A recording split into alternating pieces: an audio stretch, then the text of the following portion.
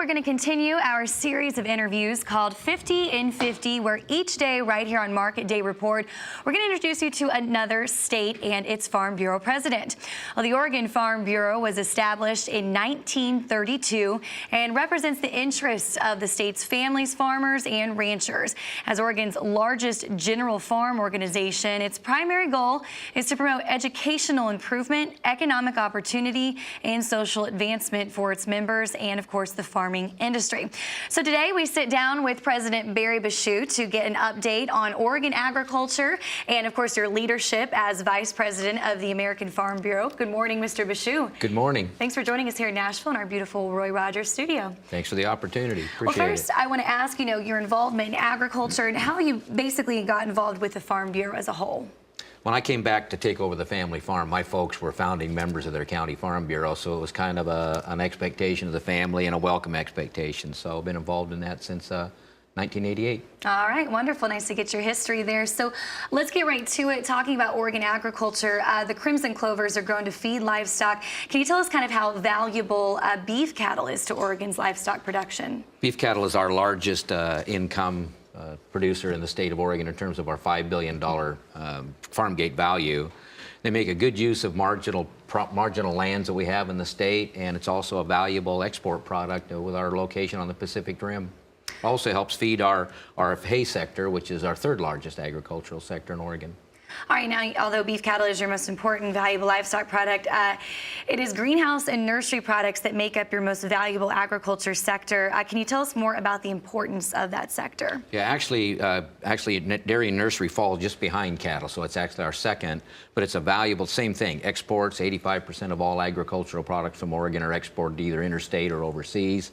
It provides for a much needed horticultural sector in the state, and we're actually third in the nation of agricultural and greenhouse production. All right, and Oregon finds strength in its agriculture diversity. So what are the current conditions of its wide range of agriculture right now? Right now in Oregon, we're facing much what the rest of the state is. We have many counties that have been declared as a drought. Weather has pushed our yields lower. With lower prices right now, it's a huge challenge for us. Two-thirds of our state, Oregon is known as a rain state, but two-thirds of our state is actually in a rain shadow.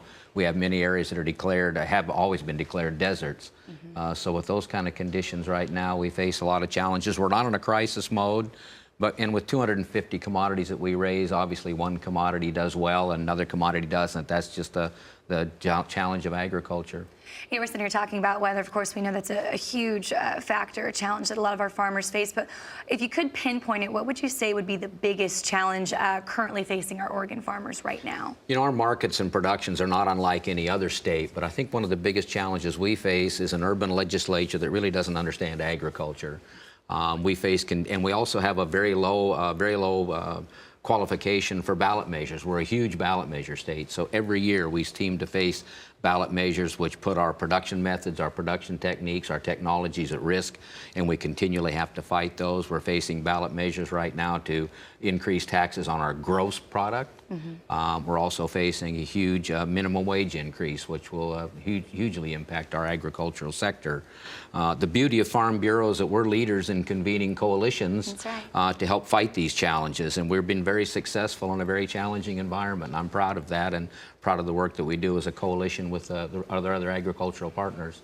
And we'll continue to move forward. Mr. BarryBushue, thank you so much for joining us here today on our Market Day Report. We appreciate it. We'll also see you coming up in our next half hour, so stick around. Thank you. Well, that'll do it for our Market Day Report for this half hour. Keep it right here. We have much more ahead on RFD-TV. All right, well, American Farm Bureau Federation President Bob Stallman is stepping down. A new president will be elected during the national convention come January.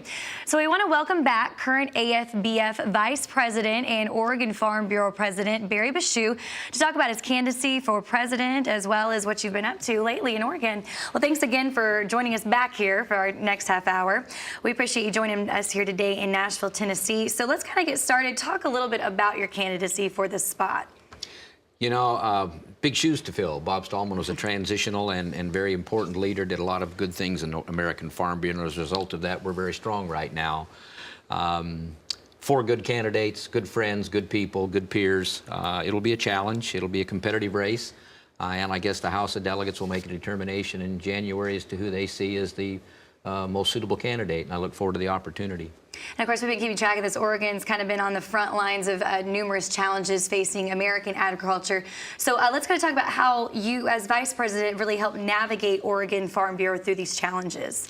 You know, as Oregon Farm Bureau President, Oregon does face an awful lot of challenges. And, you know, folks across the nation say to me, where do you guys come up with these, you know, outlandish public policy issues affecting agriculture? And I wish I had a good answer to that. But I will say that because of the coalition building and leadership that Oregon Farm Bureau has played, both in the public arena and the legislative arena, that we've been very successful in challenging these issues, largely because we've been able to unify Oregon agriculture in coalitions that we've helped build and helped lead to face the issues. And we've been very successful in challenging times. All right, and of course, you know, your experience as AFBF Vice President, of course, I'm sure it's helped you prepare for the role as President. Can you kind of go into that a little bit?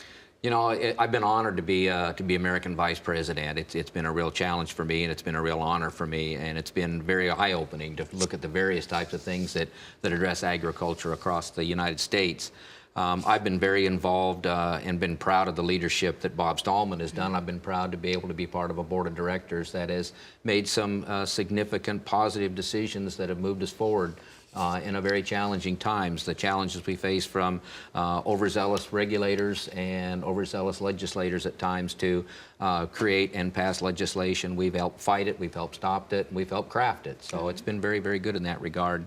I've been lucky to represent American Farm Bureau both in congressional hearings across the United States, visiting with various state farm bureaus, worked with organizations of various types of agriculture, representing American Farm Bureau. So I think that bodes me well for the future. Wonderful. Well, BarryBushue, we appreciate your time today. Good luck with your candidacy for the spot of president. And thanks for swinging by our Roy Rogers studio here in Nashville. Thank you very much. Appreciate the opportunity. Thanks so much.